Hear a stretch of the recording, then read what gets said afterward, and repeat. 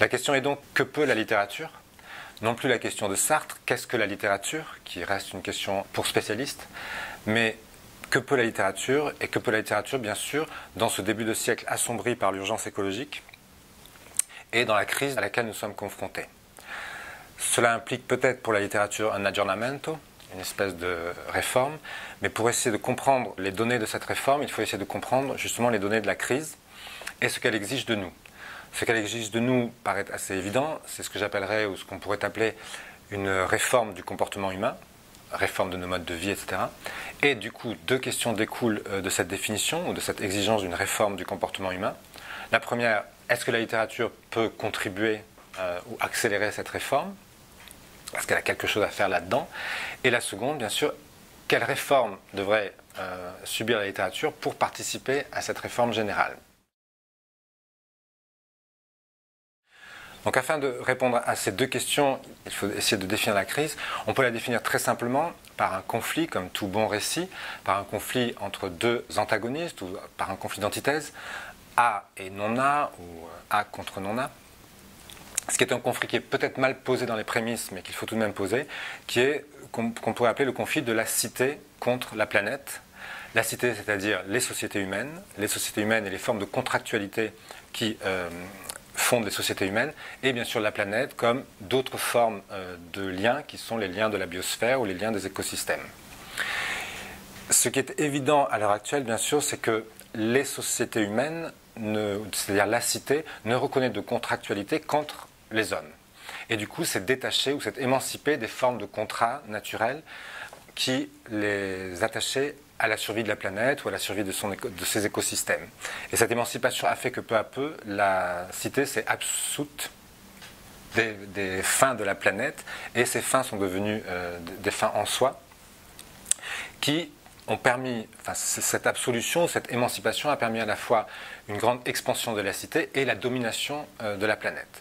C'est-à-dire que dans un premier temps, et c'est la situation à laquelle on arrive dans l'époque moderne, A l'emporte sur B, la cité l'emporte sur la planète. Et c'est la situation dans laquelle on vit en ce moment est une situation assez paradoxale, où c'est une espèce d'ironie, c'est que en fait c'est exactement notre triomphe, ou le triomphe de la cité sur la planète, qui entraîne le problème, puisque la planète est à ce point assouvie ou dominée qu'elle n'a plus de pouvoir de réponse, qu'elle n'a plus de pouvoir de réaction. Et n'ayant plus de pouvoir de réaction, elle ne peut plus rééquilibrer les déséquilibres induits par les modes de vie de la cité. Et du coup, on se bat maintenant contre quelque chose qui est un retour de notre propre puissance, qui est celle de la planète, bizarrement, mais qui est l'effet secondaire de notre propre puissance qu'elle n'a pas pu absorber et rééquilibrer. On se trouve du coup dans une nouvelle partition par rapport aux prémices du problème. Ce n'est plus A l'emporte et non-A est vaincu, c'est l'un et l'autre meurent ensemble, si vous voulez. Et donc, il faut essayer de repenser le conflit en pensant que la cité et la planète, aujourd'hui, se sauveront ou se perdront ensemble. Et pour sauver la cité, il faut, en un sens, sauver la planète. Et donc, il faut reprendre la partition du conflit pour essayer de la repenser. Cette situation actuelle où la puissance de la planète est devenue la puissance de la cité, c'est ce qu'on appelle l'anthropocène, l'homme ou ses modes de vie, le mode de vie des sociétés occidentales, modernes, capitalistes, sont devenus une force géologique, ou elles s'inscrivent comme force géologique. C'est exactement cette idée. Il y a une confusion maintenant entre l'ordre de la cité et l'ordre de la planète. Très exactement, il n'y a plus vraiment de capacité de la planète à rétroagir sur les actions humaines. Cette présence de l'homme du côté de la cité et du côté de la planète implique qu'on n'est plus dans un dispositif antagoniste, on est dans un dispositif antinomique où à l'intérieur de l'homme même se débattent deux hommes. C'est la figure de l'homo duplex ou de l'homme double, reprise et variée pour notre situation actuelle, qui serait, disons, le moderne et le terrestre, ou le moderne et le terrien. Et dans chacune de leurs actions, dans chacune de nos actions, bien sûr, on le sait très bien, il y a ce déchirement entre deux hommes qui, en fait, intériorisent un débat, un ancien débat qui était celui de la planète et de la cité. Donc, après ce premier diagnostic extrêmement rapide, on peut revenir aux deux questions que nous posions au départ. D'abord, est-ce que la littérature peut contribuer donc à cette réforme des comportements humains? Et deux, quelle réforme doit-elle subir? ou opérer sur elle-même pour participer à cette réforme.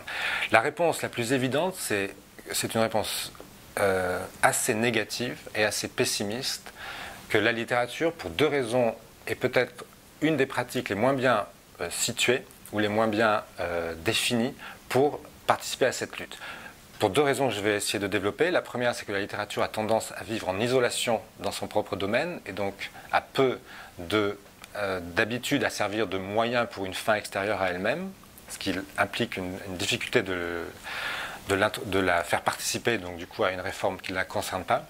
Et la seconde raison, c'est que la littérature a participé dans notre Occident moderne, justement au détachement de l'homme de la nature. Elle a été une des armes les plus fortes pour humaniser l'homme contre l'homme naturel, contre la nature. Tout l'humanisme européen, ou le rapport de l'humanisme et des lettres, a fait que la littérature a été en fait enrôlée dans la domestication de l'homme et donc dans l'écrasement ou la soumission de l'homme naturel. L'isolation de la littérature, bon, c'est une évidence, et c'était déjà le problème que se posait Sartre en 1947 dans Situation d'écrivain. Cette idée d'une littérature de la praxis, c'était une idée qui prévoyait donc la sortie de la littérature d'elle-même ou de son domaine réservé, etc. Pour la littérature occidentale, bien sûr, c'est une question qui vient de la République de Platon, enfin cet exil des poètes de l'espace politique, l'exil de la parole littéraire, disons, de l'espace politique. Donc les poètes exilés, pour des raisons sur lesquelles je reviendrai, de l'espace politique, vont être recueillis par Aristote dans l'espace de la poétique. Ils partent de l'espace politique et on leur ouvre cette réserve, cette résidence surveillée de l'espace poétique, où leur parole n'est plus du tout un parler, un agir en commun avec des hommes, mais est un faire. Et un faire, c'est-à-dire des productions de beaux objets, de beaux récits, etc., isolés dans sa réserve, dans cette espèce de chômage du beau, si vous voulez. Et du coup, c'est un très mauvais départ pour penser la littérature dans son rapport à une réforme des comportements. Et c'est donc une des premières réformes qu'il va falloir apporter, ce que Sartre a appelé littérature de la praxis, mais encore une fois, chez Sartre, il s'agissait, par cette littérature de la praxis, d'instaurer une cité des fins, intimement et exclusivement politique, et ça n'avait rien à voir avec l'ordre de la nature, bien au contraire, c'était une façon, là encore, de s'émanciper par la justice humaine de l'ordre de la nature. La seconde raison qui rend improbable l'hypothèse de faire participer la littérature à la réforme de nos comportements ou à une réforme de comportement qui pourrait nous rapprocher des fins de la planète est le rôle justement que la littérature a été amenée à jouer dans l'Occident moderne, dans cette tentative d'éloignement de l'homme de la nature. Je vais commenter une planche qui est tirée du livre de l'humaniste Charles Bauvell, donc un livre de 1550. Vous avez une double échelle en forme de pyramide. L'échelle de gauche correspond à l'échelle des créatures selon Raymond Sebon dans sa théologie. Il y a une reprise de la théorie des âmes d'Aristote. Vous avez d'un côté la pierre, toute à l'extrême gauche de la pyramide, la pierre qui simplement est. Puis au second étage de la pyramide, donc sur le degré supérieur, la plante qui elle vivit. Puis l'animal qui sent, sentit, et puis l'homme qui intellegit, donc qui comprend ou raisonne ou réfléchit. Trois âmes, donc une âme végétative de la plante, l'âme sensitive de l'animal et l'âme intellective ou spéculative de l'homme.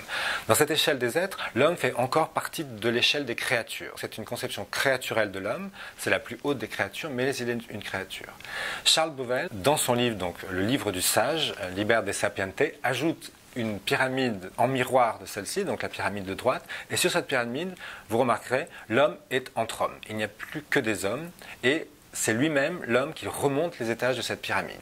On passe de l'homme minéral, l'homme qui est réduit à l'état de pierre, qui simplement est, c'est l'homme de l'acédie, de la paresse, de la boulie.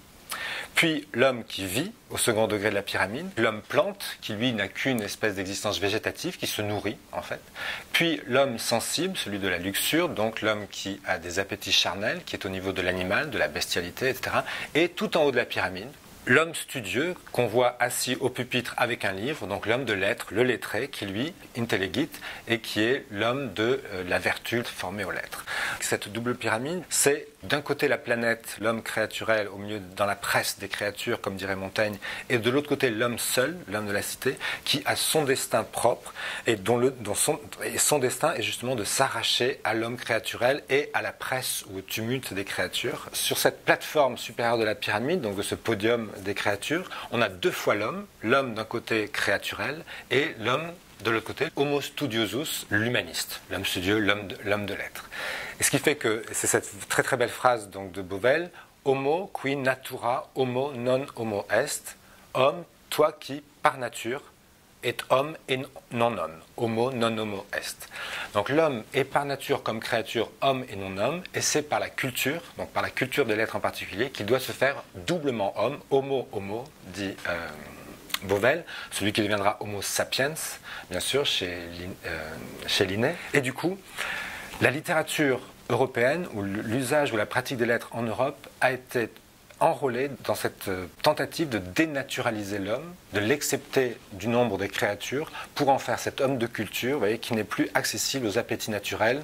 En tant que créature, il est compris dans la création, et en tant qu'homme de lettres, homme studieux, homme intellectuel, il comprend la création. Donc il s'en accepte parce qu'il la comprend. C'est lui qui devient celui qui se distingue de cette création, dans ce qu'on a appelé la planète, disons, dans cet univers domestiqué qui est la domus de la culture humaine, et dont les murs, bien sûr, sont dans le mortier le plus étanche construit dans les murs, et la littérature, et l'usage des lettres.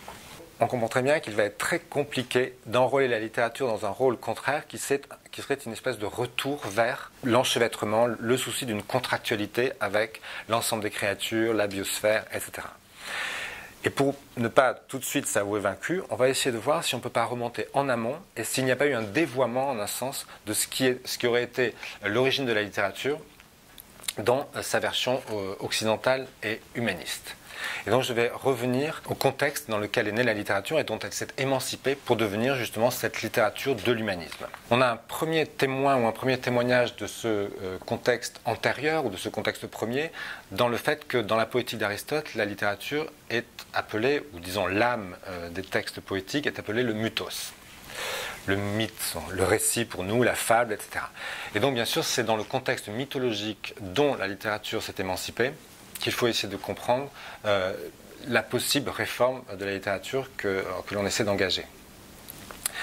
Donc, si l'on regarde ce contexte mythique, les mythes participent de l'activité rituelle, donc les mythes sont le commentaire ou le scénario qui accompagne l'activité rituelle d'une société. Et dans les sociétés premières ou dans les sociétés prémodernes, disons, des sociétés sans écriture justement, avec une littérature fortement, des récits oraux, on voit qu'il y a une opposition entre deux contextes, le contexte des pratiques quotidiennes et le contexte rituel. Or, ce que l'on remarque, c'est que dans les pratiques quotidiennes, toutes les pratiques quotidiennes sont faites pour singulariser l'existence humaine par rapport à l'ordre du monde. Donc elles insistent sur la différence humaine, c'est-à-dire certaines règles matrimoniales, certaines règles d'échanges commerciaux, certaines règles d'échanges linguistiques qui définissent les hommes contre les autres vivants, et vraiment qui ont pour fonction de singulariser cette existence humaine pour éviter qu'elle se fonde ou qu'elle se noie dans l'âme du monde ou l'ordre du monde. Et donc vous avez toutes les pratiques sociales sont différenciantes par rapport à l'ordre naturel, d'où la prohibition de l'inceste par exemple, qui est le fondement social, etc. Et d'un autre côté, on a les pratiques rituelles, dans lesquelles au contraire l'homme rejoint un rapport avec le temps mythique, donc de l'indistinction des vivants, animaux, non-animaux, végétaux, humains, etc., dans cette espèce de temps mythique où l'âme du monde était fondue dans l'un. Et du coup, tous les épisodes rituels jouent la contradiction de la constitution sociale. Ils sont en un sens déshumanisants. Tous les personnages rituels fondamentaux ont un soi non anthropomorphe. Et ce qui est rejoué dans les rituels, justement, c'est un principe de confusion. Donc, on pratique socialement la distinction par rapport à la planète, ce qu'on appellera la planète, et à côté de ça, rituellement, on pratique la confusion, justement, avec cette même ordre et la dissolution de l'ordre de la cité. Et c'est ce qui fait bien sûr que ces sociétés sont sans histoire et ne se racontent pas d'histoire comme nous racontons des histoires. Elles ont des histoires mythiques, mythologiques, donc cosmogonites, etc. Parce que justement, elles équilibrent dialectiquement constitution de l'espace humain et intégration ou inscription de cet espace humain dans un autre supérieur. Ces moments rituels sont conçus comme potentiellement très dangereux. Ils ont souvent lieu d'ailleurs à l'extérieur de l'espace humain. Mais il permet tout de même de révoquer l'état social pour retourner à un ordre créatif premier des choses et donc pour consolider la différence humaine ou revenir dialectiquement à la constitution de l'ordre social à partir du retour à cet état plus créatif qui serait l'état premier des choses. Voilà donc la tâche que pourrait être la tâche de cette littérature écologique, cette écologie du littéraire dans le contexte de la crise actuelle, essayer de retourner ou de réinterroger le mythos en deçà du récit occidental, de son devenir ou de son émancipation dans le récit occidental. Cette émancipation, pour nous, elle a un moment très symbolique, qui est le moment de l'enseignement socratique. Et Socrate, avec ses deux élèves, donc d'un côté Platon, le bon élève, le nerd, qui reproduit verbatim les paroles de son maître, et puis le cool guy, Aristote, qui va contredire ou produire une nouvelle philosophie à partir de la philosophie de Socrate.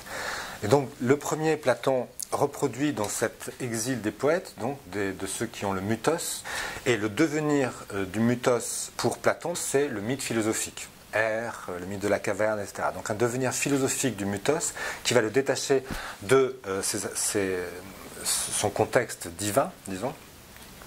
Et en revanche, eux, les poètes qui continuent à parler des dieux et qui disent du coup des choses qui sont ou soit des mensonges, qui mélangent les hommes et les dieux, qui est cet espace confus du mythe, vont être expulsés de la cité pour le devenir philosophique du mythe. Et de l'autre côté, Aristote récupère ces poètes en exil et lui s'occupe d'un devenir littéraire du mythos, d'une espèce d'arraisonnement littéraire du mythe dans la poétique. Ce qui est très intéressant dans la poétique, c'est qu'on voit encore cette origine rituelle dans la théorie de la tragédie chez Aristote. La théorie de la tragédie, c'est justement cette théorie cathartique, donc une fonction rituelle de catharsis, une espèce de messe de purification, de messe purgative, qui implique bien sûr, selon la théorie aristotélicienne, la purification de la terreur et de la pitié, c'est-à-dire du phobos et léos. Phobos et léos, on le voit très très bien, c'est une articulation qui est une articulation humain-divin, puisque le phobos c'est l'effroi divin, l'effroi devant la présence du Dieu, la puissance du Dieu, et ce n'est que cette terreur divine, ce n'est pas une terreur humaine, et éléos, bien sûr, c'est la compassion pour les hommes, envers les hommes, etc. Et donc, purger ces passions, purifier ces passions, c'est réinstaurer entre elles, par le rituel tragique, une espèce de tempérance qui permet de tempérer l'une par l'autre la némésis divine, c'est-à-dire la jalousie de la puissance divine qui tente à l'écrasement de l'homme, et l'orgueil humain, l'hubris humaine qui tente justement à se passer complètement de la référence divine, donc la constitution d'une société humaine toute puissante. On voit ces origines donc dans un contexte rituel, un contexte de récit mythologique, puisqu'elle s'occupe en effet de cette double inscription de l'action humaine dans un monde humain et un monde non humain ou un monde plus qu'humain qui l'environnerait. C'est la grande leçon de Schelling sur la tragédie, donc Schelling qui insiste sur les racines communes de la mythologie et de l'art, et qui à propos de la tragédie justement parle de cette espèce de conflit sans vainqueur ni vaincu qui opère une Zugleichsein, une identité absolue entre ce que lui appelle la nécessité, l'ordre du monde, et la liberté, l'ordre humain. Et c'est pour ça que nous, quand on lit des tragédies, on a souvent tendance à se dire « Ah là, mais c'est vraiment pas juste, le pauvre, il n'a pas voulu, il a rien pu faire, etc. » Mais justement, c'est vraiment réinstaurer, rappeler à la liberté humaine cette nécessité de l'ordre des choses, et le fait que la nécessité ne peut pas écraser la liberté humaine, et réciproquement, la liberté humaine ne peut pas effacer ou oublier l'ordre du monde. C'est cette leçon qui va être la leçon de la tragédie, que peu à peu, on le voit très bien dans la poétique d'Aristote, Aristote va laïciser ou rendre profane ou déconsacrer dans cette double tradition donc, du mythos littéraire, qui va être d'abord le phobos remplacé plus ou moins parce qu'on connaît sous la forme du suspense, l'agréable inquiétude de comment ça va finir, etc., comment cette histoire va finir, qui n'a plus rien de divin, qui s'est détaché du divin. Donc il y a une espèce de traitement littéraire de quelque chose qui était un sentiment panique, un sentiment d'effroi, qui était lié à la présence du divin ou au rapport complexe au divin. Et de l'autre côté, la réduction du mythos comme récit aux intrigues humaines, aux histoires d'hommes. Mimesis drontas, donc représentation de personnes agissantes. Et donc une double réclusion du mythos dans l'espace du récit humain, du grand récit des histoires d'hommes pour des hommes, pour constituer des pratiques et des modes de vie humains. Au cœur du XVIe siècle, en pleine période humaniste française, paraît un texte qui reproduit cette émancipation du mythos de son contexte mythologique et qui le reproduit de façon fondatrice pour toute notre culture occidentale. Il s'agit donc de l'Heptaméron de Marguerite de Navarre. Marguerite de Navarre réécrit, disons, le Décaméron de Boccace, mais le réécrit en essayant de doubler son atmosphère entièrement profane d'un d'un rappel à un ordre divin. Il s'agit d'un épisode climatique extrême, ce qui est très intéressant pour nous. On est dans les Pyrénées-Orientales, il y a un déluge, ce qui est appelé un déluge dans le prologue du texte, et du coup, quelques villageois qui étaient allés aux sources thermales de Cauterets se retrouvent dans une abbaye, et dans cette abbaye décident de passer le temps, de se désennuyer en se racontant des histoires. Mais ce qui est très intéressant dans le dispositif du texte, c'est qu'il y a une division, une distinction de la journée. La matinée, les personnages se consacrent à des lectures du texte biblique, donc à des lectures saintes, et l'après-midi se racontent des histoires d'hommes, des histoires profanes. Le texte ne porte que les histoires de l'après-midi. Donc il y a une espèce d'absence ou de membre fantôme dans le texte qui est justement la part divine du discours de l'homme comme créature, devant son créateur, dans un ordre du monde, etc. Et donc toute la littérature européenne, vous voyez, reprend ici cette espèce de bifurcation et se consacre simplement aux histoires humaines. Et donc les histoires de l'après-midi, c'est des histoires qui constituent des sociétés humaines, et une société, une sociabilité et des contractualités humaines, histoire entre différences des sexes, hommes-femmes, très forts conflits sur les différences des sexes, rapports amoureux, rapports courtois, rapports sociaux, etc. Donc tout ce qui constituera l'éthique, disons, renaissante, alors que bien sûr on a un silence sur l'homme comme pauvre créature, donc soumis à la puissance divine. Et c'est bien sûr cette bifurcation qui est refaite, vous voyez, après la poétique, qui se refait comme ça au grand moment de la naissance de l'humanisme, qui va encore une fois réorienter le discours occidental simplement vers des histoires humaines. Le problème de Marguerite de Navarre, c'est que cette distinction entre l'ordre créaturel et l'ordre de la culture, l'ordre culturel, est déjà inscrit au sein des matinées, puisque au sein des matinées, l'homme est lui-même une créature qui fait partie de la création, mais ses destinées sont surnaturelles puisqu'il est promis à la rédemption. Et donc on a déjà cette idée que l'homme s'est détaché de l'ordre naturel dans cette division ou dans cette distinction très forte qui est faite entre création et rédemption comme les deux œuvres divines, le Dieu créateur du monde, de la planète, du cosmos, et le Dieu sauveur de l'homme, et du coup qui détache les destins de l'homme du destin terrestre. Et donc c'est dans l'hypothèse d'une possible reconstitution littéraire ou d'une possible réforme littéraire qui permettrait de participer ou de contribuer à la réforme de nos comportements, il faudrait bien sûr essayer de reconjoindre ces deux parties, de faire revivre ce membre fantôme et dialectiquement le faire retravailler avec la partie fortement développée dans toute la littérature européenne, qui est la partie des actions humaines, ce que Latour appelle tous les « je t'aime moi non plus », toutes les histoires psychologiques des passions et des actions humaines. Et donc reconjoindre cette partie-là à son autre partie et trouver une écologie du récit ou un nouveau type de récit qui permette justement de relier, de recréer des croisements, des enchevêtrements, etc. Des pratiques humaines, donc des pratiques de la culture, avec des pratiques plus générales liées au destin de la planète.